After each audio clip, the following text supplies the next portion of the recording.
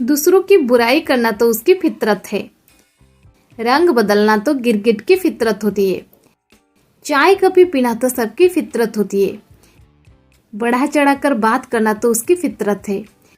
Guys, इस प्रकार के सेंटेंसेस को हम हमारे डे टू डे लाइफ में कभी ना कभी यूज करते हैं। इस प्रकार के सेंटेंसेस को हम इंग्लिश में कैसे कहेंगे जहां पर हम वर्ड यूज करते हैं फितरत।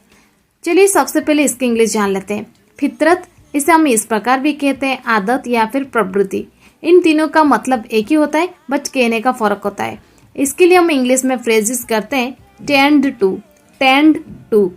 चलिए इसका कंप्लीट स्ट्रक्चर देख लेते हैं। स्ट्रक्चर में पहले आपको यूज कर देनी है सब्जेक्ट, इसके बाद टेंड टू या फिर टेंड्स टू, इसके बाद आपको यूज कर देनी है वर्ब की फर्स्ट फॉर्म और लास्ट में ऑब्जेक्ट या फिर अदर वर्ड्स।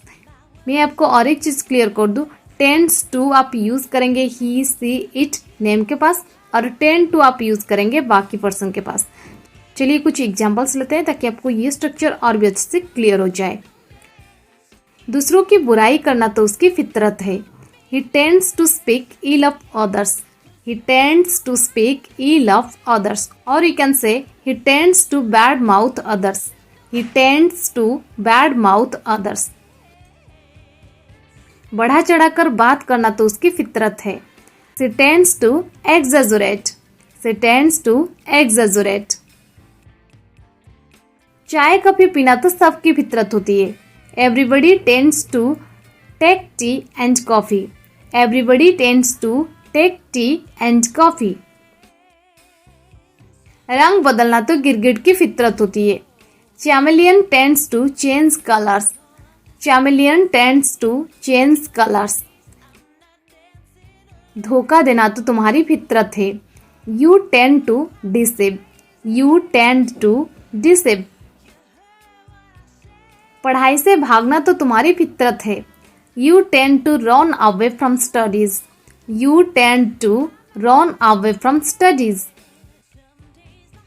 भावनात्मक होना तो महिलाओं की फितरत होती है। Women tend to be emotional. Women tend to be emotional. बहाने बनाना तो तुम्हारी फितरत है। You tend to make excuses. You tend to make excuses. बढ़ा चढ़ाकर बात करना तो उसकी फितरत है। She tends to exaggerate. She tends to exaggerate. गलतियां करना तो इंसान की फितरत है। Man tends to make mistakes. Man tends to make mistakes. झूठ बोलना तो उसकी फितरत है। He tends to lie. He tends to lie.